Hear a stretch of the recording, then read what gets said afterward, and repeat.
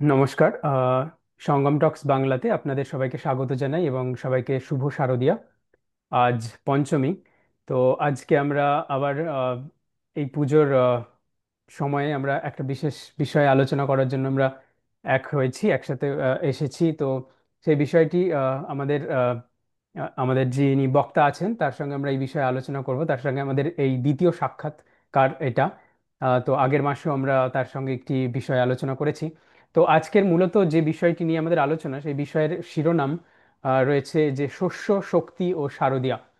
তো আহ, আমরা দেখেছি যে ভারতবর্ষ কৃষি প্রধান দেশ, এবং সেই উপনিষদের কাল থেকে বা উপনিষদের সময় থেকে যদি শুরু করে আমরা দেখি, তাহলে এই পৃথিবী এক আমাদের যে পঞ্চমহাভূত তার মধ্যে একটি পৃথিবী। ক্ষিতি অপ তেজ মরুদ্যম। তো সেই ক্ষিতি বা পৃথিবী সেটি পঞ্চমহাভূতের একটি, এবং তার সাথে বৃষ্টি, অর্থাৎ যেটাকে পার্জন্য শব্দ দিয়ে অভিহিত করা হয়েছে। তো সেই বৃষ্টি এবং the rains or the rain god of rain, তো তাকে সেই সমস্ত জিনিসগুলোকে একটি ঈশ্বরীয় শক্তি হিসেবে আমরা বরাবরই দেখে এসেছি, এবং এবং সেগুলোকে পুজো করা হয়েছে সেইভাবেই, এবং উপাসনা করা হয়েছে। এবং এভাবে আমরা দেখেছি যে কৃষির আধ্যাত্মিকও একটা তাৎপর্য রয়েছে। তো সেই জন্যই আমাদের কৃষক ভাইরা দেখেছি যে শস্য বপনের আগে বা ফসল বপনের আগে এবং ফসল কাটার সময় আমরা বরাবরই ঈশ্বরের উপাসনা এবং কোনো না কোনোভাবে আমরা কোনো একটা উৎসব বা কোনো আচার অনুষ্ঠান পালন করে এসেছি। তো যেহেতু আমাদের এই কৃষিকাজ আমাদের ভারতীয় সংস্কৃতির সঙ্গে খুব গভীরভাবে জড়িত, এবং আমরা দেখতে পাই, যদি আমরা ইতিহাস ঘেঁটে দেখি, যেটা এটা প্রায় হাজার হাজার বছর ধরে আমাদের সমাজ, উৎসব এবং আধ্যাত্মিক বিশ্বাসের একটা ভিত্তি হিসেবে রয়েছে। তো এই যে ভূমির প্রতি শ্রদ্ধা এবং তার প্রতি যে আহ, তাকে যে এই ওভারঅল যে প্রকৃতিকে একটা পুজো করার যে বা উপাসনা করার যে একটা মানসিকতা, উপাসনা করার যে একটা সংস্কৃতি, সেই ভারতীয় সংস্কৃতিতে আমরা দেখতে পাই যে বিভিন্ন উৎসবও এটার সঙ্গে অঙ্গাঙ্গিভাবে জড়িত রয়েছে। আহ, এবং সেটা ধীরে এবং সবকিছু মিলিয়ে আমরা দেখতে পাই যে সেটা ভারতবর্ষের অর্থনীতি এবং শিল্প, সামাজিক কাঠামো এবং এই সমস্ত কিছু মিলিয়ে তার কৃষির, অর্থাৎ কৃষিকাজের একটা বিশাল বড় প্রভাব রয়েছে। তো সেই শস্য উৎপাদন এবং কৃষিকাজ, এবং তার সাথে সেটি যে প্রকৃতিরই একটি প্রকাশ, প্রকৃতির শক্তির যে প্রকাশ। তো সেই আমরা আজকে শক্তির আরাধনা করতে চলেছি। তো সেই মুহূর্তে, সেই শুভক্ষণে আমরা সেই সম্বন্ধে আমরা আলোচনা করব যে কিভাবে এই শক্তি এবং সেখান থেকে কৃষিকাজ ভারতের বেস, অর্থাৎ ভারতের ভিত্তি, ভারতীয় সংস্কৃতির ভিত্তি হিসেবে গড়ে উঠেছে। এবং এবং সেটা সেটা এতটা একটা ঐতিহ্যশালী এবং খুব প্রভাবশালী, বহু বছরের একটা প্র্যাকটিস এবং অনুশীলন আমরা বলতে পারি, সেটার মধ্য দিয়ে চলে এসছে। এবং আমরা যদি বর্তমানে আহ, একটা এখন যে আমরা বিভিন্ন কথা শুনছি, সাস্টেনেবিলিটি এবং এই সমস্ত কিছু, তো সেগুলো আমরা যদি দেখি, সেটা ভারতবর্ষের মধ্যে সেগুলোকে আমরা যদি বলি যে সেটা হচ্ছে যে আমাদের জীবনযাত্রার সঙ্গে ওতপ্রোতভাবে জড়িত, এবং সেটা আমাদের কালচারের মধ্যে ইনগ্রেন্ড। তো সেই কৃষিভিত্তিক জীবনধারার মধ্যে আমাদের প্রকৃতির উপাসনার সাথে সাথে আমরা কিভাবে পরিবেশগত ভারসাম্যটাকেও একসাথে রাখতে পারি, অর্থাৎ যার ফলে আমরা আমাদের যে ইকোলজি, অর্থাৎ বাস্তুতন্ত্রের খেয়ালও আমরা রাখতে পারি, সেটার ভারসাম্য রাখতে পারি। তো এই সমস্ত বিষয়ে আজকে আমাদের আলোচনা হবে। তো আমাদের বক্তা রয়েছেন অরিত্র ঘোষ দস্তিদার মহাশয়। উনি আন্তর্জাতিকভাবে পুরস্কৃত লেখক এবং ডিডি বাংলায় গ্রামীণ বিশেষজ্ঞ। ওনার কৃষি, পরিবেশ ও সংস্কৃতির অন্তঃসম্পর্ক, অর্থাৎ ইন্টার রিলেশন নিয়ে তার গবেষণাধর্মী প্রবন্ধ ও বক্তৃতা দেশ বিদেশে প্রশংসিত।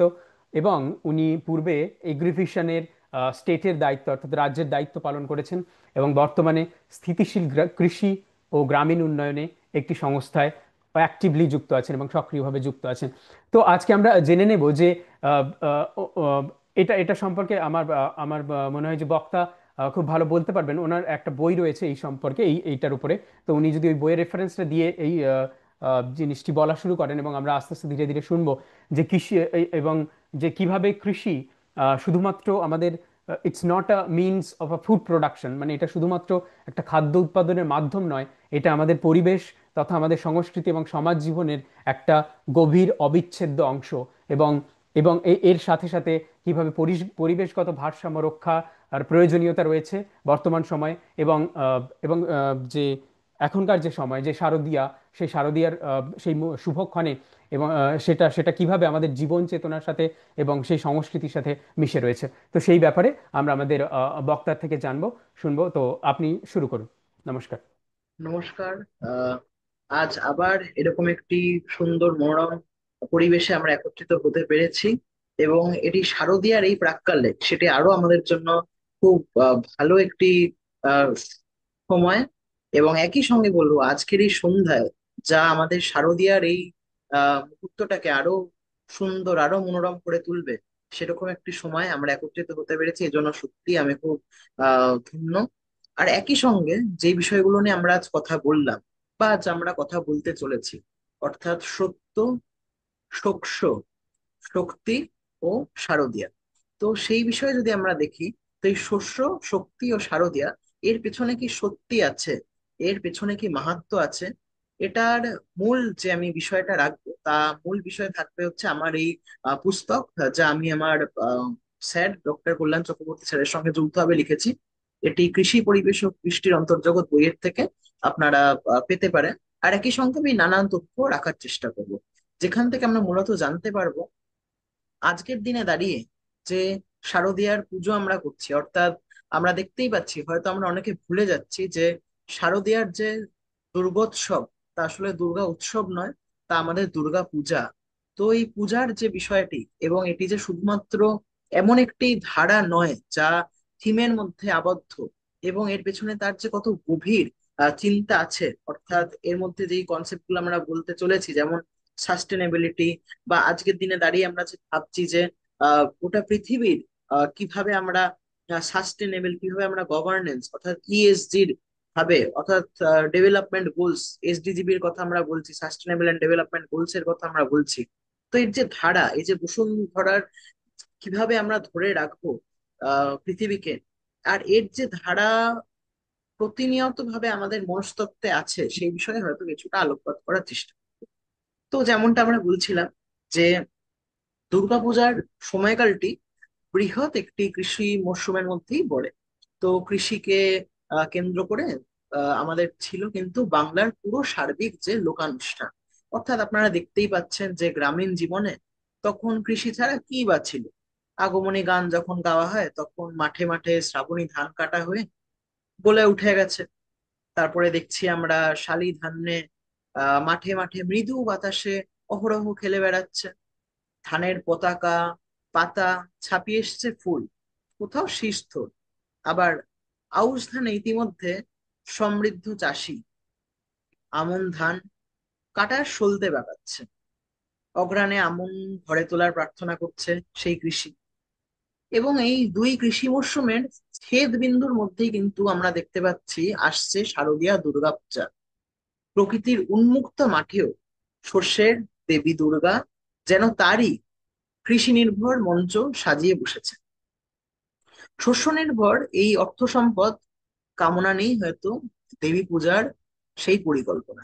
আমরা দেখতে পাচ্ছি যে বছরকার যে শস্য চয়নের শুরুতে, অর্থাৎ আয়ুষ ধান, যেটা আমাদের ধানের একটি প্রকার, সেই আয়ুষ ধানকে আহ কেন্দ্র করেই কিন্তু শরৎকালে দেবী পুজোর যে সূত্রপাত, বাসন্তী চৈত্রে শুক্লাষ্টমী তিথিতে আমরা দেখতে পাচ্ছি দেবী পরিণতি পাবেন অন্নপূর্ণা। আগে আমন কাটার মরশুমে অনুষ্ঠিত হবে নবান্ন। তো 1, 2, 3 আউশ আমন বোরো, অন্যের ভান্ডারে পৃথিবী পরিপূর্ণ। তো এই বোরো ধানের প্রতীক্ষাতেই কিন্তু বড় উদযাপন নেই বাসন্তী পূজা। নিরন্ন মানুষের অন্য স্বপ্ন বাস্তবের মুঠোতে করায়ত্ত হবে, এবং তখনই দেবী হবেন অন্নদাত্রী। এই অন্নপূর্ণা বসুন্ধরা দয়াময়ী মাতৃরূপ। তখন আমরা দেখতে পাচ্ছি কৃষকের গানে গানে ধান ধন বড় ধন, আর ধন গাই, সোনা রূপা কিছু কিছু, আর সব ছাই। তো যেমনটা আমরা বুঝতে পাচ্ছি, দেবী যখন আসছেন, দেবী আসছেন সপরিবারে, কিন্তু ফেলে আসছেন একজনকে, এবং তিনি হলেন কে, তার বিষয়ে আমরা একটু আলোকপাত করছি। তো কৈলাস ছেড়ে দেবী দুর্গা তো মর্তধামে আসছেন। তো সাময়িক আশ্রয় নেবেন কার, না শিবের ফ্ল্যাট বাড়ি বিল্লবৃক্ষে। তো এই ষষ্ঠীর বোধনে সন্ধেবেলায় সেই বিল্লতরুকেই কিন্তু আহ্বান করা। আমরা দেখতে পাচ্ছি এই বিল্ল বৃক্ষ নিয়ে নানান মন্ত্র উচ্চারণ আমরা পাচ্ছি বিভিন্ন স্তোত্রে, এবং সেখানেই আমরা বলছি শ্রী ফল শ্রী নিকেতন। এভাবেই হয়তো বিভিন্ন গাছের পূজাকে আমরা তুলে ধরছি। তো সেই শিবের সঙ্গে বিল্ল বৃক্ষের যোগ প্রাচীন বৃক্ষ পুজোর কথাই হয়তো আমাদের স্মরণ করিয়ে দিচ্ছে। তারপরে যদি আমরা দেখি, তো এই ভগবান শিব যে কৃষি দেবতা, বাংলার একটি প্রচল কথা হলো ধান ভাঙতে শিবের গান। অর্থাৎ শিব কৃষি দেবতা, তাই ফসল পাওয়ার পর ধান ভাঙার অবসরে শিবকে ধন্যবাদ জানানো হয়। আমরা দেখতে পাচ্ছি শিবায়ন কাব্যে শিব কৃষক রূপে কল্পিত একজন দেবতা। শূন্য পুরাণে আবার অথসাজ, এবং এই অধ্যায়ে আমরা দেখতে পাচ্ছি শিবের দুঃখে কাতর হয়েছেন তার ভক্ত, ভুলে গেছেন নিজের দুঃখ, তাই শিবকে চাষ করার পরামর্শ দিচ্ছেন তিনি। বলছেন, আক্ষর বচনে গোসাই তুমি চষো চাষ, কখনো অন্ন হয় গোসাই, কখনো উপবাস। তারপর আমরা দেখতে পাচ্ছি এই শিবকে ভিক্ষে করতে হয় খাওয়ার জন্য, কিছুটা অন্ন পাওয়ার জন্য। কোনোদিন কিছু জোটে, কোনোদিন পুরোপুরি উপবাস। তার চেয়ে শিব ধান চাষ করুন, ধান ভানুন, তার কষ্ট দূর হবে। তখন কিন্তু সেই কৃষক বলছে, ঘরে ধান্য থাকিলে প্রভু, সুখে অন্ন খাবো, অন্নর বিহনে পড়বো, কত দুঃখ পাবো। তো এই শিবকেই কিন্তু আমরা দেখতে পাচ্ছি আবার বাঘ্র ছাল পড়ে আছে, অর্থাৎ বাঘ ছাল পরে তার নিজের বস্তু। তার চেয়ে শিব কাপাস বুনুন, তুলো থেকে সুতো কাজ করুন এবং কাপড় বুনুন, তবে শিব খুশি হবে এবং সুখীও হবে।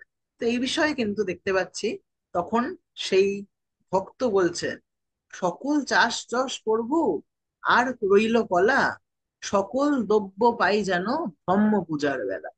তো এই শিবায়ন কাব্যে শিবের চাষ সজ্জা, বীজ সংগ্রহ, জমিতে যাত্রা, ফল উৎপাদনের বিস্তারিত বর্ণনা কিন্তু আছে। এরপরে যদি আমরা আসি দেবী দুর্গার কাছে, তো আমরা দেখতে পাচ্ছি সবাহনে সপরিবারে দেবী, এক কৃষক পরিবার। আবারও যদি আমরা পূজার ফর্দ দেখি আজকের দিন অব্দি, সেখানেও দেখবো পূজার ফর্দ ও কীর্তন নিয়ে আলোচনা করলেও আমরা দেখতে পাবো কল্পারম্ভ, নবপত্রিকা, বোধন, তারপর আমন্ত্রণ, অধিবাস, মহাস্নান, হোম, সন্ধি পূজা ইত্যাদি যে দ্রব্যের বিধান আছে, তার অধিকাংশই কিন্তু কৃষি পণ্য। দেব দেবীর প্রিয় ফুলগুলিও মালঞ্চের কুসুমোদ্যানে অশেষ সৌন্দর্যে মহিয়ানা। এবং তখনই আমরা দেখছি অন্নদামঙ্গল কাব্যে বিশ্বকর্মা যে উদ্যান নির্মাণ করে দিয়েছেন, তাতে বাংলা শ্রীময়ী উদ্ভিদ ও ফল বাগিচার বৃক্ষ ছড়াছড়ি। জবা জ্যোতি জাতি চন্দ্রমল্লিকা মোহন, চন্দ্রমণি সূর্যমণি অতি সুশোভন, কনক চম্পক ভূমি চম্পক কেতকী, চন্দ্রমুখী সূর্যমুখী অতসী ধাতকী, কদম্ব বাসক বক কৃষ্ণকলি কুন্দ, পারিজাত মধুমল্লী ঝিটি মুচকুন্দ, আম জাম নারিকেল জামির কাঁঠাল, খাজুর গুবাক শাল পিয়াল তমাল, হিজল তেঁতুল তাল, বিল্ব আমলকি, পাকুড় অশ্বত্থ, বট বালা হরিতকি ইত্যাদি বিবিধ ফুল ফলধর, তার শোভা হেতু গড়ে বিহঙ্গ বিস্তর। তো আমরা বুঝতেই পারছি দুর্গাপূজায় যে সকল নৈবেদ্য দেওয়া হয়, তার মধ্যে নানান ফলের সুগন্ধ। বড় বড় বারকোশে আমরা দেখতে পাচ্ছি সাজিয়ে দেওয়া হচ্ছে নানান মরশুমি ফল, কলা, নারকেল, তালের ফোকর, পানি ফল, শসা, পেয়ারা, দোফলা আম, শাকালু, শরবতি লেবু, বাতাবি লেবু, আখ ইত্যাদি তো আছেই। এরই মধ্যে যদি আমরা কৃষি বাস্তুতন্ত্র ও প্রকৃতির সঙ্গে একটি নিবিড় যোগ খোঁজার চেষ্টা করি, তা পাবো আমরা দুর্গাপূজার মাধ্যমে। তো সেই উমাপতি শিব, লক্ষ্মী, সরস্বতী, কার্তিক, গণেশ সবাই কিন্তু সেখানে কৃষি দেবতা। বনের পশু পাখিও রয়েছে তাদের বাহন হিসেবে। আবার কি দেখছি, সেই বাহনেও নানান পরিবর্তন এসছে। কৃষি অরণ্যেও পরিবেশ সম্পৃক্ত এই ঋতুই হচ্ছে একটি আরাধনার প্রতীক। তাই আমরা যদি ভেবেও থাকি যে হিন্দু সনাতনী ঐতিহ্যকে এক গভীর মর্যাদায় কিন্তু আসীন করেছে দুর্গাপূজার সামগ্রিক আয়োজন। ইদানিং কালে হয়তো এই থিম পূজার মধ্যে দেবী আরাধনার গভীরতা সত্যি কিছুটা কমেছে। তবে ভাবাই যায় যে কৃষি কৃষ্টির প্রেক্ষিতে দেবী দুর্গার শাকম্ভরী রূপটি কিন্তু সবার আগে আমাদের চোখে পড়ে। সন্তান আর শস্য দুই উৎপাদন আমরা দেখতে পাচ্ছি। সন্তান গর্ভে ধারণ করেন জননী, এবং শস্যের জন্মস্থান মাটির গর্ভে। মাটির গর্ভে ফসল ফলে। থোর দশায় আমরা দেখতে পাচ্ছি মায়ের মতোই ফুলে যায় ধানের ডগা। মাটি যে মা, মেদিনী মাতা, ফসল নিয়ে আবির্ভূত পৃথিবী মাতৃদেবী হয়ে দেবী দুর্গার এক প্রতীক। এবং এইভাবেই আমরা দেখতে পাচ্ছি মার্কণ্ডেয় পুরাণে দেবীকে পাওয়া যায় তার শাকম্ভরী রূপে। আমরা দেখতে পাচ্ছি অনাবৃষ্টিকালে দেবী লোক পালন করেছিলেন শাক পাতা দিয়ে। এই শাক পাতাই কিন্তু দেবীর দেহ থেকে উৎপন্ন হয়েছে বলে মনে করছে সকলে, তাই মানুষের বিশ্বাস। আবার অন্যদিকে দেবী আমাদের দুর্গে দুর্গে দুর্গতি নাশিনী, অন্নপূর্ণা রূপে কৃষকের গোলায় অধিষ্ঠান করে দেবী জীবনের সার্বিক দুর্গতি নাশ করেছে। দেখতে পাচ্ছি আমরা মাটির দেবী বলেই তার পক্ষে বিশ্বের দুর্গতি দূর করা সম্ভব হয়েছে। আবার অন্যদিকে দেবীর শাকম্ভরী রূপটা নিবিড় ভাবে বুঝিয়ে দিচ্ছে আমাদের পূজায় নবপত্রিকা বরণে 9টি বিশেষ উদ্ভিদের স্বপত্র শাখারূপ শস্যবধূ হিসেবে পালিত হচ্ছে, এবং তারই নাম হচ্ছে নবপত্রিকা। সেখানে আমরা কি কি দেখতে পাচ্ছি? দানা শস্য, উদ্যান, ফসল, ভেষজ ঔষধি নিয়ে এক নবপত্রিকা। উপকরণের মধ্যেই স্পষ্ট হয়ে যাবে দেবীর অন্নপূর্ণা সত্তা, রোগ ব্যাধি থেকে মুক্তি পাওয়ার উপায়। আমরা দেখতে পাচ্ছি সেখানে কলা গাছ হচ্ছে ব্রাহ্মণী, আহ কালো কচু গাছ হচ্ছে কালিকা, হলুদ গাছ হচ্ছে দুর্গা, জয়ন্তী হচ্ছে কার্তিকী, বেল শাখা হচ্ছে শিবা, এবং দারিম শাখা হচ্ছে রত্ন দন্তিকা। অন্যদিকে আমরা দেখতে পাচ্ছি অশোক শাখা হলো আমাদের শোক রহিতা, মানকচুর গাছ হচ্ছে চামুন্ডা, ধান গাছ হচ্ছে লক্ষ্মী। এই যে 9টি গাছের আমি কথা বললাম, তাকে অপরাজিতা লতা দিয়ে কিন্তু একসঙ্গে বাঁধা হয়, এবং মাতৃকা রূপ দান করার জন্য প্রদত্ত বিল্ল টিপে কিন্তু থাকতে হবে যুগ্ম বেল। এভাবে দেখছি তার উপরে কিন্তু একটি লাল পেড়ে শাড়ি পরানো হয়ে একটি উদ্ভিদকে সংগ্রহ করা হয় এই কলা গাছের মাধ্যমে। তো সেই কলা গাছের অগ্রপত্রে আমরা দেখতে পাচ্ছি সকল গাছ ছাপিয়ে বেরিয়ে আসছে, তারই মাথা জুড়ে শাড়ির ঘোমটা টানা হয়, যেন উদ্ভিদ রচিত দৈব বধূ। এরই মধ্যে প্রাচীন উদ্ভিদ পুজোর অবশিষ্ট আমাদের বুঝে নিতে অসুবিধা একটুও হবে না। এরপরে যদি আমরা দেখে নিই যে যে দুর্গাপুজোর যে উদ্ভিজ ফর্দ, তা কিন্তু পুরোপুরি একটি কৃষি তান্ত্রিক সমাজের কথা মনে করিয়ে দিচ্ছে। মাটি ও প্রাকৃতিক সামগ্রী কি কি রয়েছে তাও একটু দেখে নেওয়া যেতে পারে। আমরা দেখতে পাচ্ছি কল্পারম্ভের দ্রব্য হিসাবে পঞ্চগড়ি, অর্থাৎ 5টি জিনিসের গুঁড়ো, যেখানে হলুদ, চাল, কুসুম, তুষ, বিল্লপত্র। এছাড়াও দেখতে পাচ্ছি পঞ্চপল্লব বা 5 রকমের গাছের শাখা। তার মধ্যে কি কি আসছে? তার মধ্যে আসছে আম, পাকুড়, বট, বেতাল, বকুল। এছাড়াও আসছে পঞ্চগব্য। তার মধ্যে কি দেখতে পাচ্ছি? দুধ, ঘি, দই, গোবর, গোমূত্র। আবার অন্যদিকে আসছে পঞ্চশস্য। তার মধ্যে আমরা দেখতে পাই ধান, মুগ, তিল, মাসকলাই ও যব। এই সকল জিনিস ছাড়াও আমরা দেখতে পাচ্ছি শীষডাব, তিল, হরিতকি, পুষ্প, দূর্বা, বিল্লপত্র, তুলসী এবং ধূপ। তারপরে আবার যদি আমরা চলে আসি নবপত্রিকার দ্রব্যে, সেখানেও আবার কৃষি তন্ত্রের নানান জিনিস দেখতে পাবো, যেমন কলা গাছ, কচু গাছ, হলুদ গাছ, জয়ন্তী গাছ, বেল ডাল, ডালিম ডাল, অশোক ডাল, তারপরে বিভিন্ন ধান গাছ, এবং শ্বেত অপরাজিতার লতা। তারপরে যদি বোধন দ্রব্যে দেখি, সেখানেও দেখতে পাবো আমরা বেলের ডাল, তারপরে শশীষ ডাব, পঞ্চপল্লব, পঞ্চশস্য, দূর্বা। একই রকম ভাবে আমন্ত্রণ দ্রব্যও দেখতে পাবো পুষ্প, দুব্বা, ধূনা, নৈবেদ্য।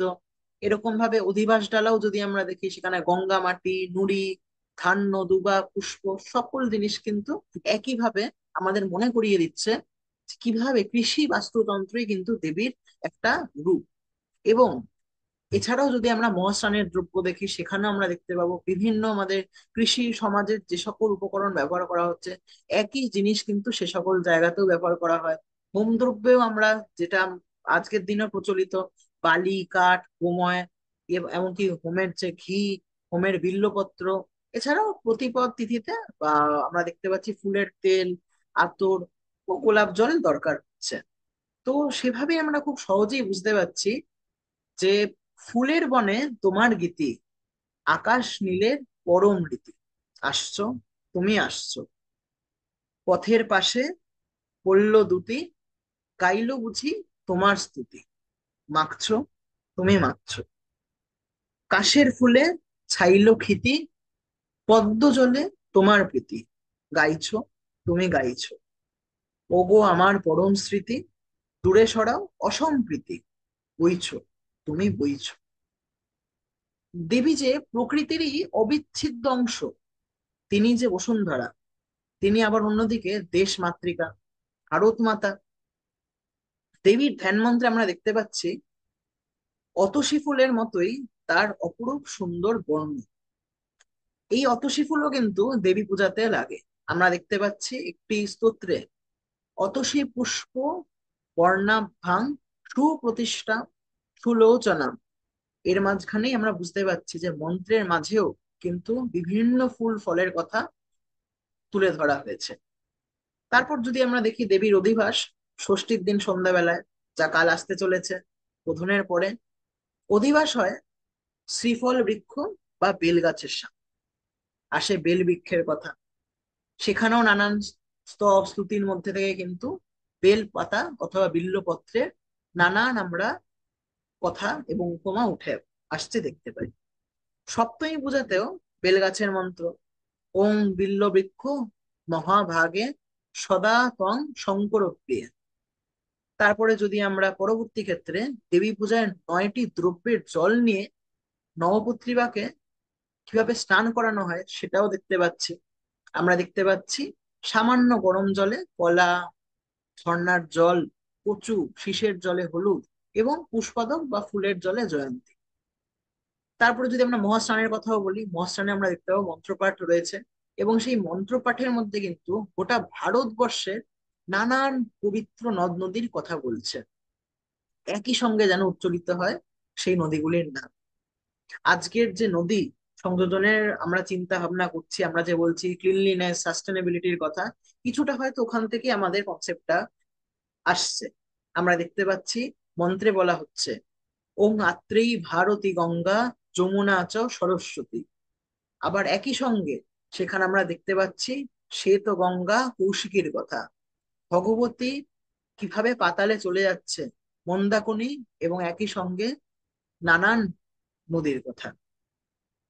তারপরে আমরা যদি চলে যাই মহাস্থানের পঞ্চগব্যের কথা, সেখানেও কিন্তু আমাদের যে গ্রামের সব থেকে প্রিয় একটি প্রাণী, যা কৃষকের সঙ্গে ওতপ্রোতভাবে জড়িত, অর্থাৎ গরু, গোমাতা, তার থেকে যে প্রাপ্ত 5টা জিনিস, অর্থাৎ গোমূত্র, গোময়, দুগ্ধ, দধি, ঘৃত, যেমনটা বুঝতেই পারছেন সকলে, এই সকলের মাধ্যমে কিন্তু শোধন করা হয়। এছাড়াও যদি আমরা পঞ্চামৃতের কথা বলি, সেখানে আমরা দেখতে পারবো হচ্ছে দধি, দুগ্ধ, ঘৃত, মধু, ইক্ষুরস। বুঝতেই পারছেন সেখানে দুধ, দইয়ের কথা বলছে, ঘিয়ের কথা বলছে, মধু এবং আখের রসের কথা কিন্তু উল্লেখ আমরা পাচ্ছি। তার পরবর্তী ক্ষেত্রে আমরা দেখতে পাচ্ছি শালিম গাছের কথা, অর্থাৎ শিমুলের কথা, এরপর বকুলের কথা আমরা দেখতে পাচ্ছি। নানান গাছে, বৃক্ষে, বিভিন্ন ফুলে ফলে যেন এই দুর্গাপুজোর এই অধিষ্ঠান। আমরা যদি এরপরে দেবী দুর্গার কন্যা অর্থাৎ লক্ষ্মীর কাছে আসি, সেখানেও দেখব তিনিও কিন্তু একজন ধানের দেবী। আপনারা হয়তো দেখতেও পাবেন যে পেঁচা থেকে কিভাবে অলক্ষ্মী আহ একটা রূপ আমরা ভেবে থাকি, কিন্তু আবার যদি পেঁচা থেকে লক্ষ্মীর কথা আমরা ভাবি, সেখানে দেবী লক্ষ্মী হিসাবে ভূষিত হন, কিন্তু ইঁদুর আবার হবে সেখানে অলক্ষ্মী। এখানে একটি পদবাচ্য, অর্থাৎ এখানে একটি ছবির আঁকার মাধ্যমে আমি দেখিয়েছি আমার বইতে যে কিভাবে ইঁদুর সেখানে কিন্তু পাকা ধানে মই দিচ্ছে। অর্থাৎ আমরা দেখতে পাচ্ছি কিভাবে ফসল বিনষ্ট করছে সেই ইঁদুর, এবং সেটি আমি তুলে ধরার চেষ্টা করব এখানে একটি ছবির মাধ্যমে। আমি দেখাবো এখানে এই ছবিটা কতটা স্পষ্ট হয় আমি বলতে পারছি না। তো এখানে আপনারা দেখতেই পাচ্ছেন কিভাবে এখানে বিভিন্ন শস্য আছে, এবং এই শস্যকে খেয়ে ফেলছে ইঁদুর, এবং একই সঙ্গে সেই ইঁদুরকে কিন্তু খেয়ে ফেলছে আমাদের পেঁচা, নৈশাচর পেঁচা। তো আপনারা দেখতেই পাচ্ছেন এই নৈশাচর পেঁচাই কিন্তু ইঁদুরকে খেয়ে ফেলছে, এবং ইঁদুরকে খেয়ে ফেলার সাথে সাথে আমরা দেখতে পাচ্ছি আহ তৈরি হচ্ছে একটি ফুড চেন, যে বিষয়ে আজকে আমরা কথা বলছি। এই যে ফুড চেনের বিষয়ে আমরা এত চিন্তন করছি আজকের দিনে দাঁড়িয়ে, সেই দিনেও কিন্তু মানুষকে হয়তো চিনিয়ে দেওয়া হয়েছিল যে কিভাবে আহ এই পেঁচাই হচ্ছে লক্ষ্মী এবং ইঁদুরের রূপ হচ্ছে অলক্ষ্মী, আর অন্যভাবে ধানই হচ্ছে আমাদের ধান্য লক্ষ্মী। তো কারণ সেটি হচ্ছে আমাদের উৎপাদক, তারপরে প্রাথমিক খাদ্য, গৌণ খাদ্য, এই বিষয়গুলো তো আমরা দেখতেই পাচ্ছি। তো কোনোভাবে আমরা ভাবলে হয়তো বুঝতে পারবো এই যে পেঁচাকে কিভাবে নৃতত্ত্বের মধ্যে আনা হচ্ছে, এটাই কোনোভাবে একটা জুওমরফিক বা একটা অ্যানথ্রোমরফিক একটা দেবীতে রূপান্তরিত হলো। আমরা দেখছি আহ দেবী লক্ষ্মীকে বলা হচ্ছে কোজাগরী লক্ষ্মী, অর্থাৎ কে জাগরে, মানে একটু সুন্দরভাবে বলতে চাইলে তিনি হচ্ছেন নৈশ প্রহরী, যিনি নিশার প্রহরী হিসেবে আমাদেরকে আহ, পরিবেশ বান্ধব একটি আহ, সমাজের কথা বোঝানোর চেষ্টা করছে। আমরা দেখতে পাচ্ছি কার্তিক সংক্রান্তিতে বাংলার গৃহে গৃহে আউড়ি বাউড়ি নামে উৎসব উৎপাদিত হয়। সেখানে দেখতে পাচ্ছি কৃষি সংস্কৃতির একটা পরখ। আমরা দেখছি বিভিন্ন ক্ষেত্রে আড়াই মুঠো কাটা ধানে কৃষি লক্ষ্মীর পূজা করছে, এবং অগ্রহায়ণে সংক্রান্তিতে অনুষ্ঠিত হয় ইতু লক্ষ্মীর ব্রত, রবি শস্য কামনা যেখানে ব্রতের উদ্দেশ্য। এবারে রবি শস্যের প্রসার যেখানে নেই, সেখানে হৈমন্তী ধান মাড়াই ঝাড়াই করার শুভারম্ভে খামারেই অনুষ্ঠিত হয় ইতু লক্ষ্মীর ব্রত। পরবর্তীতে আমরা দেখতে পাচ্ছি পৌষ সংক্রান্তির কথা, এবং এখানেই আমরা বুঝতে পারছি কিভাবে ধানই ছিল সেই সময়ের লক্ষ্মী। পরবর্তীকালে আমরা দেখতে পাচ্ছি এই ধানই কিন্তু আস্তে আস্তে ধন সম্পত্তির একটি রূপ নেয়, এবং লক্ষ্মী ধান্য লক্ষ্মী থেকে হয়ে উঠলেন ধনলক্ষ্মী। তো এরপরে যদি আমরা লক্ষ্মীর কথা যখন বললাম, আমরা এখানে সকলে শুধুমাত্র লক্ষ্মীর আরাধনা করি না, বাংলা বললেই আমরা বুঝি আমরা সরস্বতীর আরাধনাও করি। তো দেবী সরস্বতীকে কিন্তু প্রাথমিকভাবে আমরা যদি দেখতে চাই মনে হবে তিনি বিদ্যার দেবী।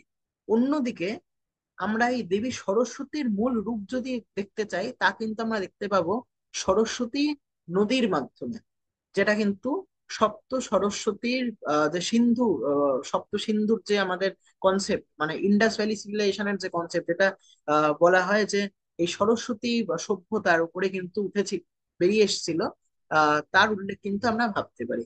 অন্যদিক একটু যদি আমরা এটিমোলজিক্যালিও দেখতে চাই, আমরা দেখতে পাবো যে সরস্বতীর যে সরস কথাটা আমরা বলছি তার মানে কিন্তু জল, অর্থাৎ শুরুতে দেবী জলের অধিষ্ঠাত্রী দেবী হিসেবেই তিনি ছিলেন, যার নদী রূপে তিনি পূজিতা।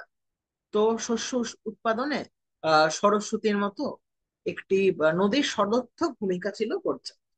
বিদ্যার ধারণা এসছে অনেক পরে। উর্বর নদী উপত্যকায় কৃষির ফলন পর্যাপ্তই হয়, তাই সরস্বতীর তীরে আর্য ঋষিরা বৈদিক সংস্কৃতিকে রূপদান করলেন। আর জলের প্রত্যক্ষ দেবী কৃষি ও উর্বরতাকে অতিক্রম করে হয়ে গেলেন জ্ঞান ও বিদ্যার পরোক্ষ দেবী। অর্থাৎ আপনারা বুঝতেই পাচ্ছেন কিভাবে আমরা যখন সরস্বতী আরাধনা করছি, সরস্বতী অর্থাৎ বিদ্যার আরাধনা সেখানেই সম্ভব যেখানে কিন্তু লক্ষ্মী আছে, অর্থাৎ সেখানে জল আছে, সেই জায়গাটি উর্বর, সেখানে আমাদের খাদ্যের কথা চিন্তা করতে হচ্ছে না, এবং তাই জন্যে আমরা বিদ্যার কথা, আমরা আরাধনার কথা চিন্তা করতে পারছি। এইভাবেই হয়তো আমরা আহ শ্রী অর্থাৎ আমাদের লক্ষ্মী এবং একই সঙ্গে আমাদের সরস্বতীর উল্লেখ পাচ্ছি কৃষি দেবতা রূপে। আহ এরপরে আমরা যদি চাই আমরা আসতে পারি তার আরো দুই আহ সন্তানের কাছে। দেবী দুর্গা আসেন তার দুই মেয়ে এবং দুই ছেলের সঙ্গে। দেবীর দুই ছেলে অর্থাৎ গণেশ এবং কার্তিকের কাছে যদি আমরা আসি, আমরা দেখতে পাবো বাংলায় প্রসিদ্ধ আছে নবান্নে কার্তিক। আজকালকার দিনে নবান্ন তো সত্যিই খুব প্রসিদ্ধ, কিন্তু আমরা আজ কথা বলবো নবান্নে কার্তিকের বিষয়ে। তো নবান্নে কার্তিক যে প্রচল কথা আছে, এই প্রবাদ প্রমাণ করে কার্তিক কিন্তু নবান্নের দেবতা, অর্থাৎ কৃষি দেবতা। তার রাঢ়বঙ্গে কোথাও কোথাও বা দেখতে পাচ্ছি নবান্ন উপলক্ষে কার্তিক পূজাও হয়। তার মধ্যে কার্তিক পূজা আমরা দেখতে পাচ্ছি বাঁশবেড়িয়ায় খুবই আহ আহ, ভালোভাবে পূজিত হয়, এবং হুগলির নানান জায়গায় তা কিন্তু ছড়িয়ে পড়েছে। এইভাবেই হয়তো রাঢ়বঙ্গে বিভিন্ন জায়গায় যে কার্তিক পূজা সম্পন্ন হচ্ছে, তা কিন্তু একটি লোক অনুষ্ঠান।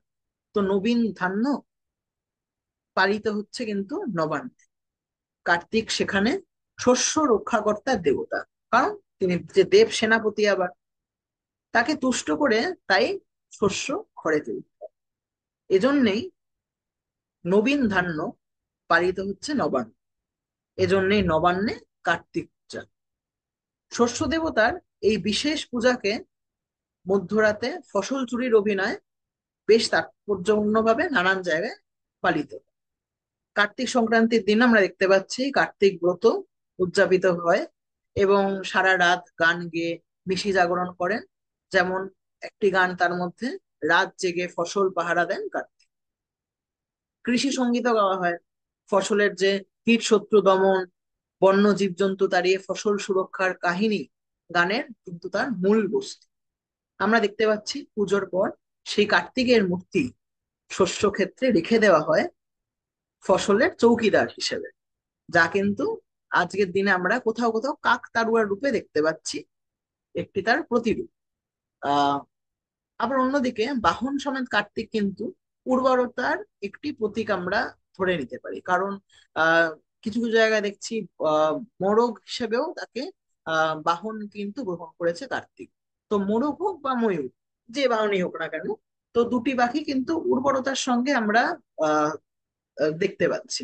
আমরা দেখতে পাচ্ছি বর্ষার যে সজল মেঘ যখন আনাগোনা করছে, নবসৃষ্ট হচ্ছে, তখন ময়ূর পেখম তুলে নাচছে। এই ময়ূর অগ্নির প্রতীক। আবার সেই কার্তিক হলো সূর্য সম্ভব দেবতা। কার্তিকের আর এক বাহন হচ্ছে মোরগ বা এই ময়ূর, এবং তার অর্থ হচ্ছে অগ্নিপিণ্ড। এবং এই বৌদ্ধ শিল্পে আমরা দেখতে পাচ্ছি মোরগই কিন্তু সূর্যের দূত। আমরা লোককথায় দেখতে পাচ্ছি দেব সেনাপতি কার্তিক তার দেবকন্যা উষার প্রেম বিবাহের কাহিনী।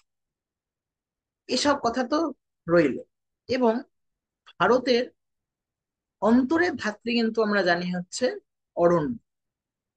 কিন্তু এই অরণ্যের কথা যদি আমরা আসি, ভারতের শিক্ষা লাভ কিন্তু আমরা দেখতে পাচ্ছি সম্পন্ন হয় তপোবনের সমীপে এবং সান্নিধ্যে। তারই ফুলে ফলে পল্লবে শাখায় একদিন মানুষ বেড়ে উঠেছে, বড় হয়ে উঠেছে। অরণ্যে অতিবাহিত করে পশুত্বকে জলাঞ্জলি দিয়ে নরত্বে এবং সেই পথ ধরে একদিন দেবত্বে উপনীত হয়েছিল ভারতের মানুষ। অরণ্যের যে হাতি দেবতা ছিলেন, তিনি হয়তো ভবিষ্যতে হয়ে উঠলেন সিদ্ধিদাতা গণেশ। উত্তরবঙ্গের কৌম সমাজে আমরা দেখতে পাচ্ছি হাতি দেবতা মহাকাল এর নিত্য স্মরণ করছেন গণেশ কল্পনায় অরণ্য কৃষি যুগল। নৃতত্ত্বের ভাষায় গণেশ হচ্ছেন একটি থেরিওমরফিক দেবতা, অর্থাৎ অর্ধ মানুষ দেবতা। আমরা দেখতে পাচ্ছি মুন্ডদিতে বন্য প্রাণী, বাকি অংশের মানুষ অবয়ব। আমরা আবার অন্যদিকে দেখতে পাচ্ছি অরণ্যের প্রান্তের লোক সমাজের কাছে গণেশ কেবল হস্তি দেবতাই নন, তিনি হাতিদেরও দেবতা। গণেশ বন্য প্রাণী এবং অরণ্য সংস্কৃতির একটি প্রতীক। তো এই সভ্যতার বিবর্তনে অরণ্য কেন্দ্রিক মানব সভ্যতা কিন্তু, যে বনের ফল ফুল সংগ্রহ করে এবং পশু শিকার করে যে মানুষ খাদ্য সংস্কৃতি গড়ে তুলেছিল, তারই একটি প্রতীক। তো কৃষি সভ্যতা এলো তারা অনেক পরে। বন ছেড়ে মানুষ বন সংলগ্ন জমি আস্তে আস্তে কিন্তু হাসিল করলো। সেখানে আমরা দেখতে পাচ্ছি চাষাবাদ শুরু হলো, আর খাবারের লোভে আবির্ভূত হলো বনের শাকাহারী তৃণভোজী পশুর দল। এবার ফসল বাঁচাতে আদি মানুষ সতর্ক হল, প্রাচীন রীতিতে বিঘ্নকে বা বনের পশুকে সন্তুষ্ট করতে চাইল। উদ্ভূত হলো এই বিঘ্নকর্তা হস্তি দেবতা। যিনি হলেন বিঘ্নহর্তা সিদ্ধিদাতা গণেশ। একইভাবে আমরা দেখতে পাচ্ছি যে যখন আমরা গণেশের কথা বলছি, সে তখন চলে আসে বাণিজ্যের কথা। অর্থাৎ 7 সমুদ্র 13 নদীর পার করে বাঙালি সফলভাবে কিন্তু বাণিজ্য করেছে। সাগরের জলে ময়ূরপঙ্খী নৌকাও ভাসিয়েছে বাঙালি। আর বাণিজ্য লক্ষ্মী কবে হারিয়েছে সেই ইতিহাসটাও কিন্তু হয়তো ভুলে গেছে, মনে রাখতে পারেনি। এখন এই যে এই প্রাক্কালে দুটো বিষয়ের কথা আমরা বলতে পারি। তো যখন আমরা সাস্টেনেবিলিটির কথা বলছি, আমরা দেখতে পাচ্ছি যে গণেশ যখন তিনি আহ মুশিক অর্থাৎ যে অসুরকে তিনি যখন হারালেন, অর্থাৎ আহ তাকে যখন বোঝালেন যে আহ সে দখল করতে পারবে না পুরো সাম্রাজ্য, তখন কিন্তু সেই মুশিকই রূপ নিল ইঁদুরের। এবং ইঁদুর বললেন যে তার যে মহৎ রূপ, তা কিন্তু তিনি একটি ইঁদুরের মাধ্যমে নিজেকে ছোট করে রাখবেন, এবং উপরে থাকবে, বহন করবেন তিনি গণেশকে, তিনি গণেশের বাহন হবেন। আমরা দেখতে পাচ্ছি গণেশের বাহন হওয়াতে একটি আহ একটি অবয়ব, অর্থাৎ গণেশ যেখানে আমরা দেখতে পাচ্ছি সমৃদ্ধশালী একটি রূপ, সেইখানে আমরা দেখতে পাচ্ছি ইঁদুর কিন্তু তার নিচে থাকে। তো ইঁদুর এখানে কি বোঝাচ্ছে? ইঁদুর বোঝাচ্ছে কিভাবে আমরা আমাদের ফসলের যখন ক্ষতি হচ্ছে, ফসলের ক্ষতি হলেই কি আমরা কীটনাশক দেব? তা কিন্তু আমরা করবো না। আজকালকার দিনে আমরা যখন কৃষি বিশেষজ্ঞের হিসেবে কথা বলি, আমরা নানান জায়গায় বলি ইকোনমিক থ্রেশহোল্ড ভ্যালুর কথা। অর্থাৎ আমাদের যদি কীট পতঙ্গ ইঁদুর যদি চলেই আসে আমাদের ধান খেতে, আমরা কি প্রথমেই ইঁদুর মারার জন্য নানান ওষুধ নানান কিছু আমরা জোগাড় যত্ন করব? না, অবশ্যই না। মানে শুনতে মনে হবে যেন আহ ছুঁচো মারতে কামান, তো বা মশা মারতে কামান। তো সেইভাবেই আমরা প্রাথমিক স্তরেই কিন্তু বলবো না যে কীটনাশক প্রয়োগ করবার জন্য। অর্থাৎ আমরা মনে রাখবো ইকোনমিক থ্রেশহোল্ড ভ্যালুর কথা, যার উপরে গেলেই কিন্তু আমি ইঁদুর মারার জন্য কীটনাশক ব্যবহার করব। কেন? কারণ আমরা দেখতে পাচ্ছি যে কিছু যদি ইঁদুর থাকে, তার যখন ফসল এর ক্ষতি করছে, ইঁদুর কিছুটা ফসলের যখন ক্ষতি করছে, সেই ফসলের যে ইকোনমিক ভ্যালু হবে, তার থেকে বেশি যদি আমি ভ্যালু অর্থাৎ খরচা যদি আমি বেশি করে ফেলি নিজের কীটনাশকের উপর, তাহলে কিন্তু আমি লস অর্থাৎ আমার লোকসান হবে। তাই জন্য কিন্তু আমাদের ভাবতে হবে কখন কখন কিভাবে আমরা ইঁদুর বা বিভিন্ন কীটকে মারার চেষ্টা করব। সেটাই হয়তো কোনোভাবে সাস্টেনেবিলিটির কথা বোঝাচ্ছে এই গণেশের মাধ্যমে। তাই আমরা বিভিন্ন কবির ভাষাতেও দেখতে পাচ্ছি মানুষই দেবতা গড়ে, তাহারি কৃপার পরে করে দেব মহিমা নির্ভর। তাই আজকের দিন আমরা যখন ভাবছি যে এই গণেশ এবং কার্তিকের কথা, তাদের কিন্তু সহাবস্থান বাঙালির জীবনে অবশ্যই চাই। তেমন ভাবেই চাই লক্ষ্মী সরস্বতীর সহাবস্থান, তবেই হয়তো বাঙালি সফল। কার্তিকের আরাধনা মানে শক্তি পূজার আরাধনা, সাহসী হবার প্রার্থনা, সেনাপতির মতো সাহস, অজেয় পুরুষত্বের কথা মনে করিয়ে দেয় কার্তিক। আবার অন্যদিকে ময়ূরপঙ্খী নৌকো মানে কিন্তু কার্তিকের ক্ষাত্র শক্তি, যা কিন্তু আমাদের বিভিন্ন ক্ষেত্রে প্রয়োজন। এবং একই সঙ্গে প্রয়োজন কি? বাণিজ্য। এই বাণিজ্য কিন্তু তখনই সম্ভব যখন আমরা মনে রাখবো গণেশ, এবং এই গণেশের মাধ্যমে কিন্তু আমরা তুলে ধরবো নিজেদের সিদ্ধি লাভ। এবং এই সিদ্ধি লাভের থেকে তৈরি হবে আমাদের লক্ষ্মী, এবং লক্ষ্মীর সঙ্গে সঙ্গেই চলে আসবে আমাদের সরস্বতী। এই বিষয়ে আহ আজকের আমাদের আলোচনা আমরা কিছুটা রাখলাম। পরবর্তী ক্ষেত্রে আজকের দিনে আহ আমরা কিভাবে আহ শ্রীরামচন্দ্রের যে দুর্গা আরাধনা, সেই বিষয়তেও আলোকপাত করতে পারি। আহ আমরা অবশ্যই শুনতে চাইবো আপনাদের কি মতামত থাকবে এই বিষয়ে। তো সেইভাবে আমরা এগোতে পারি। আমি যে কিছু কয়েকটা জায়গায় বলছিলে, আমি শুনছিলাম যে এই যে তপবনের কথা হচ্ছিল, তপবন তপবন সেখানেই আমরা দেখেছি যে সেটা ঋষিদের জায়গা, এবং সেখানে গুরুকুলও স্থাপন করা হচ্ছে। সেখানে বিদ্যার যে আধার, মানে বিদ্যার যে বিদ্যাক্ষেত্র, যেখান থেকে পরবর্তীকালে রবীন্দ্রনাথ ঠাকুরের শান্তিনিকেতনের কনসেপ্ট, যেগুলো আমরা মানে আমরা সবসময় দেখেছি যে একটা প্রকৃতির সাথে যে একটা নিবিড় সম্পর্ক, সেটা যদি আমরা সবসময় বজায় রাখি, তাহলে আমাদের বোধহয় যে বিদ্যা লাভ বা হচ্ছে এই মেধা, সেই জিনিসটাও কোথাও গিয়ে প্রভাবিত হয়। কারণ আমরা এখন যখন দেখি যে চার দেওয়ালের মধ্যে বদ্ধ হয়ে আমাদের কিন্তু সেই জিনিসটা খুব বেশি সময় আমরা ভালো লাগে না, সেই জন্য আমরা একটা ক্লাসেরও দেখি একটা লিমিটেড টাইম রয়েছে। কিন্তু আমরা যদি দেখি যে প্রকৃতির মধ্যে যদি আমরা কিছু শিখি, সেটা কিন্তু অনেক বেশি ন্যাচারাল হয়, সেটা অনেক বেশি স্পন্টেনিয়াস, স্বতঃস্ফূর্তভাবে আমাদের হয়, এবং সেখানে আমাদের কখনো কোথাও এনার্জি লেস মনে হয় না, মানে এনার্জিটা যে লস্ট হয়ে যাচ্ছে সেটা কখনো কোথাও মনে হয় না সেটা।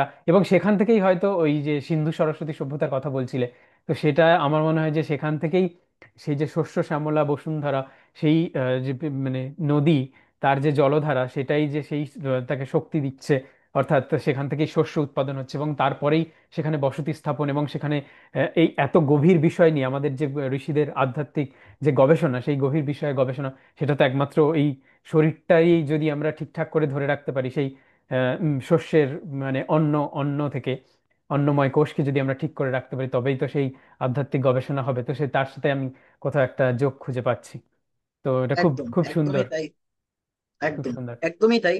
তো যখনই আমরা আজ শক্তির কথা বলছি, আজ আজকের দিনে দাঁড়িয়ে যখন আমরা থিম পূজায় মেতে উঠেছি, তখন কিন্তু কোথাও গিয়ে মনে রাখতে হবে কিভাবে এই যে অরণ্য সংস্কৃতির কথা আমরা বললাম, সাস্টেনেবিলিটির কথা বললাম আমরা, তা কিন্তু নিবিড় ভাবে যুক্ত।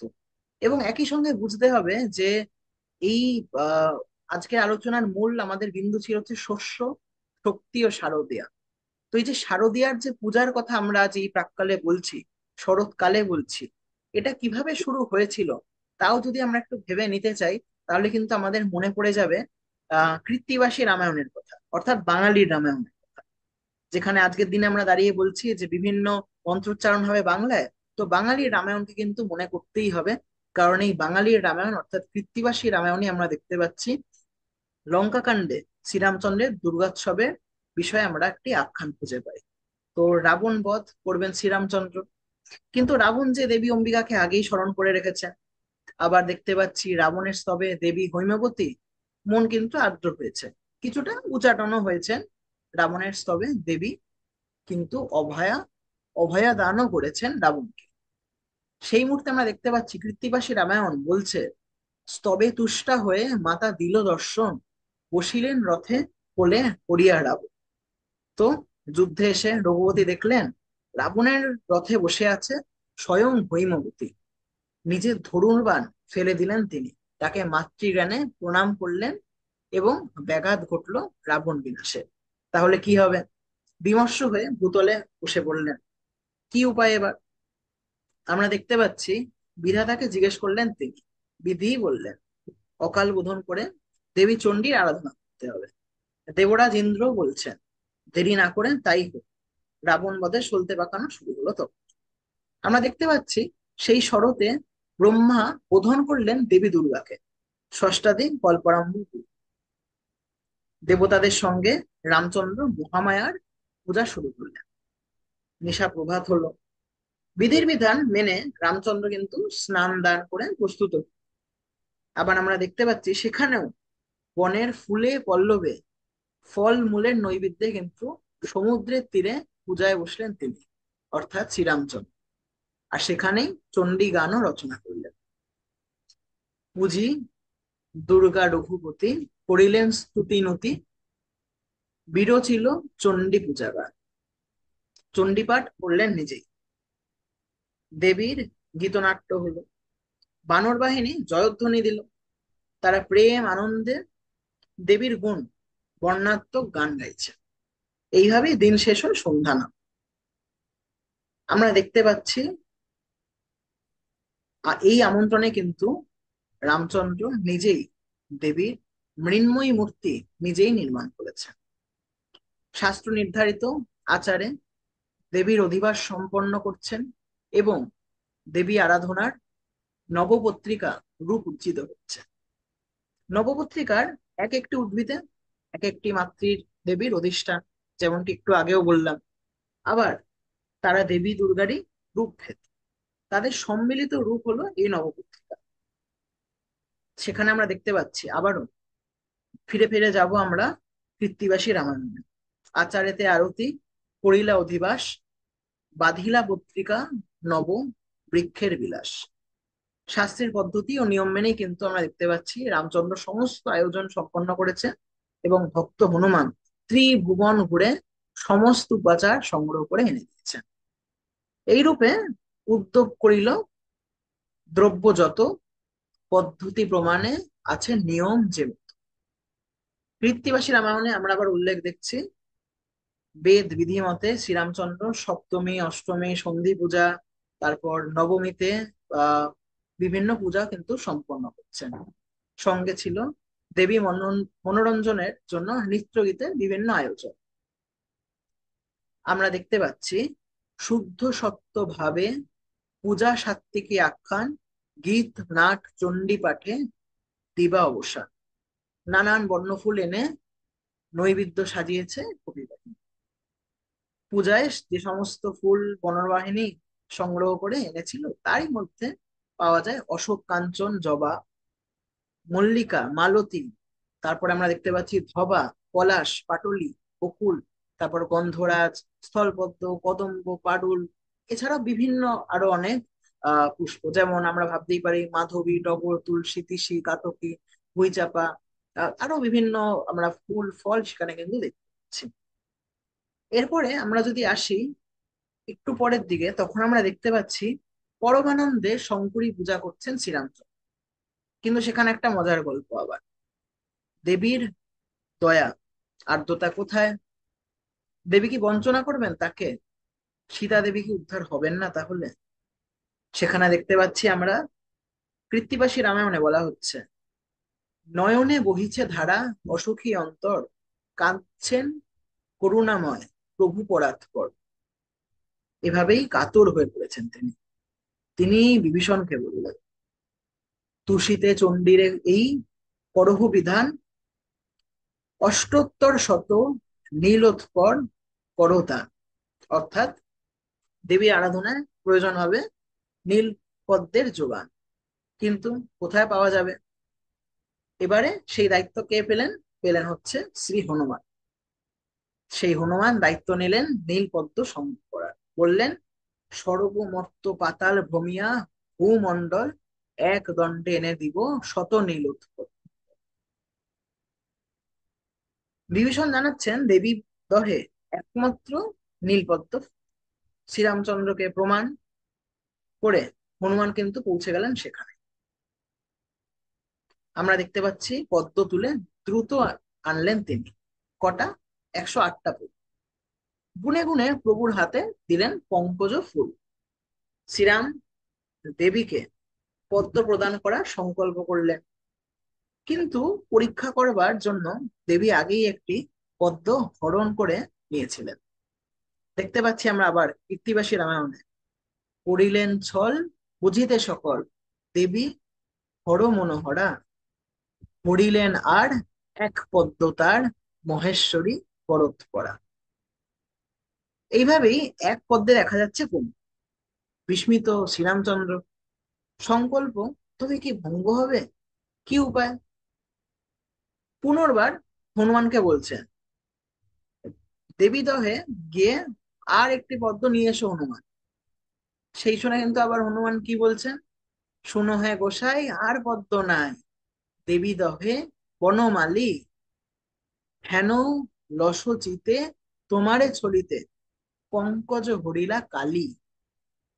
এই সকল বিড়ম্বনা কাটাতে শ্রীরামচন্দ্র তখন দেবী কালিকা স্তুতি করছেন। বিপদে আমার না হয় তোমার, বিড়ম্বনা করো আর, মম প্রতি দয়া করো গো অভয়া, ভব বার্ণবে করো পার। দেবীর পদতলে কাতর হয়ে পড়ে আছেন রামচন্দ্র। দুঃখিতে অন্তরে রাম কাঁদছেন, বলছেন সমুদ্রের ভিতর ঝাঁপ দিয়ে মৃত্যুবরণ করবেন তিনি। অবশেষে তার মনে হলো, লোকে তো তাকে নীল কমলাক্ষ বলে, তার দুটি নয়ন, এরই একটি তিনি দেবীর কাছে নিবেদন। কীর্তিবাসী রামায়ণে আবার কি বলছে? বলছে, যুগল নয়ন মোর ফুল্ল নীলোৎপল, সংকল্প করিব পূর্ণ বুঝিয়া সকল, এক চক্ষু দিব আমি দেবীর চরণে, এত বলি কহে রাম অনুজ লক্ষণ। এই বলে কিন্তু আমরা দেখতে পাচ্ছি স্তবন করতে করতে কাঁদছেন শ্রীরাম। এরপর তিনি তার চক্ষু উপড়াতে যাবেন, এমন সময় দেবী দুর্গা তার হাত ধরলেন। কি বলছেন? চক্ষু উপড়িতে রাম বসিলা সাক্ষাতে, হেন কালে কাত্যায়নী ধরিলেন। এবার রাবণ বধের জন্য দেবীর আদেশে দেবী বলছেন, পরমা প্রকৃতি জানকী হরণ করবেন। এ সাধ্য কি রাবণের আছে? আসলে রাক্ষস বিনাশ করাতে সমুদ্রের মাঝে সেতু বাঁধিতে সীতা হরণের ছল করে শ্রীরামচন্দ্রকে এখানে আনা হয়েছে। না হলে রাক্ষস বিনাশ হবে না, আসরিক শক্তি বধও হবে না। দেবী বলছেন, অকাল বোধনে পূজা কইলে তুমি দশভূজা, বিধি মতে করিলা বিন্যাস, লোকে জানবার জন্য আমারে করিতে ধন্য, অগণিতে করিলা প্রকাশ। এই হলো অকাল বোধনের কাহিনী।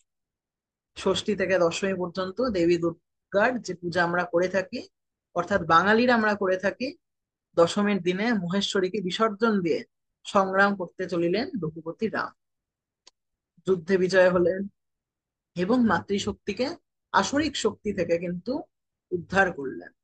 দানব শক্তির বিনাশ হলো এবং সেই থেকে মর্তে শারদীয়া দুর্গাপূজার প্রচলন, অর্থাৎ বাঙালির শ্রেষ্ঠ উৎসব হলো দুর্গাপুজো। তাই ভগবান শ্রীরামচন্দ্রকে বাঙালির উত্তরাধিকার সূত্রে পেয়েছে, এই বিষয়ে কোনো দ্বিমত থাকতেই পারে না। একদমই এই বিষয়ে তো এখন আমরা বর্তমান সময়ে আমরা খুব দেখতে পাই যে একটা রামচন্দ্রের প্রতি একটা মানে বিদ্বেষ, বা রামচন্দ্রের প্রতি, যে রামচন্দ্র তো আমাদের দেবতা নয়, এটা তো ভারতের। আমরা দেখেছি যে দুর্গাকে এবং রামচন্দ্রকে আলাদা করার একটা খুব বড় প্রচেষ্টা চলে, এবং আমাদের বর্তমান যে আমাদের সাম্প্রতিক যে কন্টেম্পোরারি যে আমাদের জেনারেশন, যে প্রজন্ম, তারাও দেখেছি যে এই সমস্ত এর মধ্যে প্রভাবিত হয় এবং তারাও এই সমস্ত বুলি আওড়াতে থাকে। কিন্তু এই যে এই জিনিসটি যে একেবারে মানে একদম ওখান থেকেই এসছে, অকাল বোধন থেকেই এসছে আমাদের পূজা।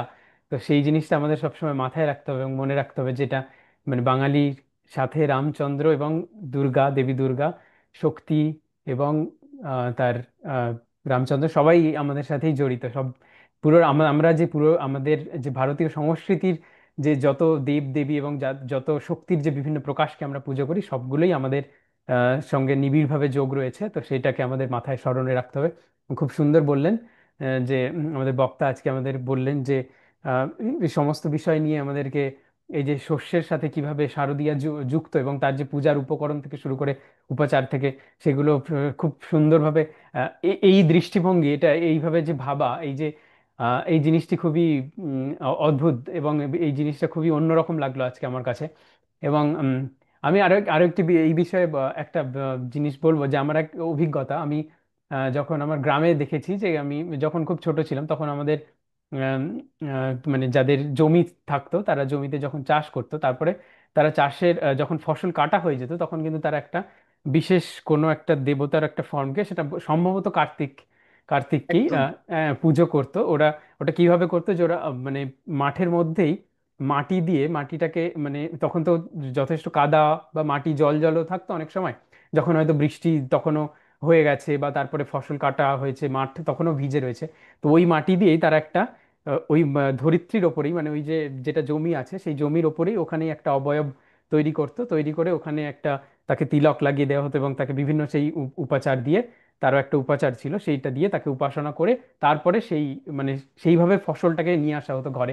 মানে এই যে এই রীতি, সেই জিনিসটা আজকে আমরা কোথাও, সেই জিনিসগুলো আমাদেরকে স্মরণে রাখতে হবে, যে পুজো এবং শক্তির আরাধনা এবং উপাসনা, সেই সমস্ত কিছু আমাদের সংস্কৃতির সাথে খুব একদম নিবিড়ভাবে যুক্ত রয়েছে, এবং আমাদের জীবনের সেটা ধারা, সেই জিনিসটাকে আমাদেরকে অব্যাহত রাখতে হবে। তো আমি এই বিষয়ে আরো একটা জিনিস জানতে চাইবো, যে আমি দেখেছি যে বলরাম বলরামকেও কৃষিকাজের সঙ্গে কোনোভাবে একটা যুক্ত করা হয়, কারণ ওনার হাতে একটা মানে লাঙল বা কিছু এক ধরনের থাকে ওনার, যেটা এই হিসেবে। তো ওই এই সম্পর্কে যদি কিছু। একদম। আমরা যদি প্রাথমিকভাবে দেখি যে কৃষি দেবতা এবং কৃষকদের দেবতা যদি আমরা বলি, তাহলে দেখা যাবে বলরামই হচ্ছে প্রথম সেই কৃষক দেবতা। কারণ আমরা দেখতে পাচ্ছি তাকে বলা হয় হচ্ছে হাল, অর্থাৎ তিনি হালই হচ্ছে কিন্তু তার প্রধান অস্ত্র। এবং তা কিন্তু আমাদের বারবার মনে করিয়ে দেয় যে বাঙালির যে দেবতা তা কিন্তু কখনোই বাইরের থেকে আসা, বা বাঙালির যে ধর্ম, বাঙালির যে চিন্তন, বাঙালির যে চেতনা, তা আমরা যতই বলি না কেন বিভিন্ন আহ, কাস্তে হাতুড়ি তারা, তা কিন্তু নয়। তা কিন্তু একটি হাল ধর একজন ব্যক্তি, যার নামের মাধ্যমেও কিন্তু আমরা দেখতে পাচ্ছি আছে হচ্ছে বল, এবং একই সঙ্গে আছে রাম। ঠিক যেমন একদম। বাঙালির বিভিন্ন নামের মধ্যেই কিন্তু দেখতে পেয়েছে বিভিন্ন কথা, বিভিন্ন স্তুতি। এবং নিজেদের নামেও আমরা যদি দুটো জেনারেশন আগে চলে যাই, আমরা দেখতে পাবো বাঙালির প্রত্যেকের নামের মধ্যে কিন্তু ছিল হচ্ছে রাম। তো রাম, কৃষ্ণ, বলরাম সকলেই যে আমাদেরই দেবতা, এবং সকলেই যে কৃষক দেবতা, কৃষির দেবতা, তা কিন্তু আজকের দিনে আমরা যারা শহুরে বাঙালি, আমাদের যারা আরবান ইন্ডিয়ানস আমরা বলছি, আমরা কিন্তু আস্তে আস্তে ভুলে যাচ্ছি। থিম পুজোয় আমরা মেতে উঠছি, এবং আমাদের যে মূল ধারা, তার থেকে কিন্তু আমরা বিচ্যুত হচ্ছি। তো এই বিষয়ে যদি আমরা কোনোভাবে নিজেদেরকে আবার সজাগ, নিজেদেরকে আবার সংযত করতে পারি, সংগ্রহিত করতে পারি এ সকল তথ্য, এবং এভাবেই আমরা যদি বিভিন্ন যে সমস্ত আমাদের পুঁথি আছে, বিভিন্ন আমাদের যে সমস্ত দর্শন আছে, তার কাছাকাছি পৌঁছতে পারি, তাহলেই কিন্তু আজকে আমরা সার্থক, এবং আমরা সেইভাবেই কিন্তু সফল হতে পারি। একদমই, একদমই। আহ, খুব সুন্দর বললেন। এবং আমাদের আজকে আলোচনা আমরা এইখানেই আমরা শেষ করব, এবং আমরা দেবীর কাছেই প্রার্থনা করব যে আমাদের এই এই চৈতন্য যেন জাগ্রত হয়, জাগরিত হোক হোক এবং এই যে শুভক্ষণে আমাদের এই আলোচনা হলো, এই এই বিষয়ে যেন আমাদের সমগ্র ভারতবাসী এবং তথা বিশেষত বাঙালিরা যেন এই বিষয়ে আমরা মনন চিন্তন এবং আলোচনা করি নিজেদের মধ্যে, এবং দুর্গাপূজা বা শারদীয়ার যে প্রকৃত মাহাত্ম্য, তার যে তাৎপর্য, সেটাকে আমরা যেন ভুলে না যাই। তাই আমাদের একমাত্র দেবী আমাদের এখান থেকে উদ্ধার করতে পারেন। শুধু সেই দেবীর কাছেই আমরা প্রার্থনা করে আজকে আমাদের এই পর্ব শেষ করব। এবং আমাদের বক্তাকে আবার অসংখ্য অসংখ্য ধন্যবাদ এবং কৃতজ্ঞতা, এবং সমস্ত দর্শক বন্ধুদেরকেও যারা এই অনুষ্ঠানটি এখন দেখছেন, আমাদের সঙ্গে বর্তমানে এখন রয়েছেন, এবং যারা পরবর্তীকালে এটার রেকর্ডিংটা দেখবেন, তাদেরকে সবাইকে অসংখ্য ধন্যবাদ এবং শুভ শারদিয়া। তো আমরা দেবী দুর্গার কাছে প্রার্থনা করে আজকে আমাদের এই পর্ব শেষ করব। तो या देवी सर्वभूतेषु शक्तिरूपेण संस्थिता, নমস্তস্যৈ নমস্তস্যৈ নমস্তস্যৈ নমো নমঃ। তো যে দেবী আমাদের সমস্ত প্রাণীতে, সমস্ত প্রাণীর মধ্যে শক্তিরূপে অধিষ্ঠান করে রয়েছেন, অধিষ্ঠাত্রী দেবী, তাকে তাকে নমস্কার করি, তাকে নমস্কার করি, নমস্কার করি। এবং তিনি আমাদের যেন চৈতন্য জাগ্রত করেন এবং আমাদের শক্তি প্রদান করুন, যাতে আমাদের সমাজ তথা আমাদের সমগ্র দেশ এবং সমগ্র জগৎ শান্তিরূপে বিরাজ করতে পারে। সবাইকে অসংখ্য ধন্যবাদ। শুভরাত্রি। নমস্কার।